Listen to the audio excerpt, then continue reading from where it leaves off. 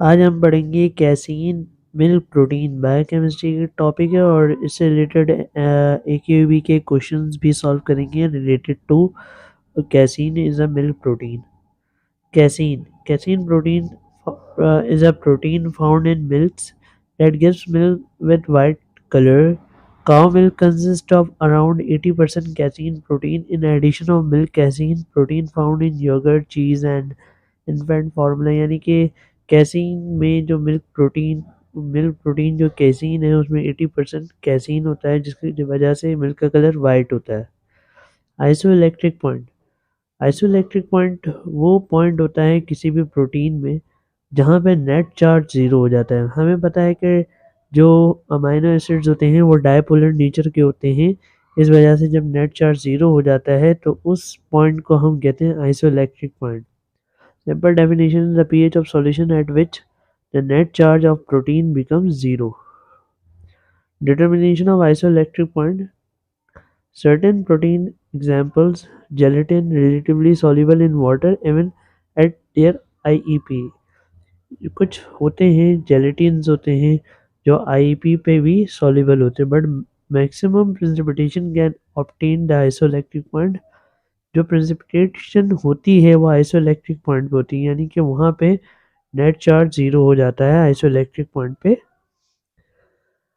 Due to its amphoteric nature, the solubility of casein depends greatly on the pH of medium. pH dependent होता है जैसे कि हम यहाँ पे देखें तो यहाँ पे बहुत ही इजी वर्ड्स में लिखा हुआ है कि IEP पे ये वाला जो पॉइंट है इसमें जो है मैक्सिमम प्रेसिपिटेशन हो जाएगी जब IEP बराबर हो गया pH के। तो यहाँ पे मैक्सिमम प्रेसिपिटेशन अकर होगा, सही है, जिसकी वजह से हम इसको आइसोलेट कर सकते हैं। बिफोर एंड आफ्टर पे सॉल्युबल होगा क्योंकि net charge will not be equal to zero, सही है।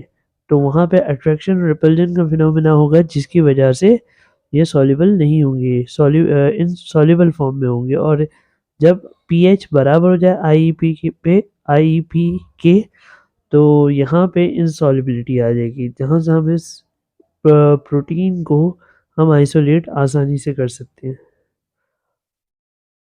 अब 2019 का ये क्वेश्चन है AQB का। At isoelectric point of approximately 4.6 the casein protein will have 4.6 isoelectric point है कैसीन का। तो यहाँ पे क्या होगा, मतलब कि आइसोइलेक्ट्रिक पॉइंट पे प्रोटीन जो होगा वो मिनिमम सॉल्युबल होगा, मैक्सिमम सॉल्युबल होगा, नेट पॉजिटिव चार्ज या नेट नेगेटिव चार्ज होगा प्रोटीन पे। तो हमें पता है कि आइसोइलेक्ट्रिक पॉइंट पे मिनिमम सॉल्युबिलिटी होती है तो इस वजह से वो प्रेसिपिटेट आउट हो जाएगा। सो इसका आंसर जो है वो ए है, मिनिमम सॉल्युबिलिटी।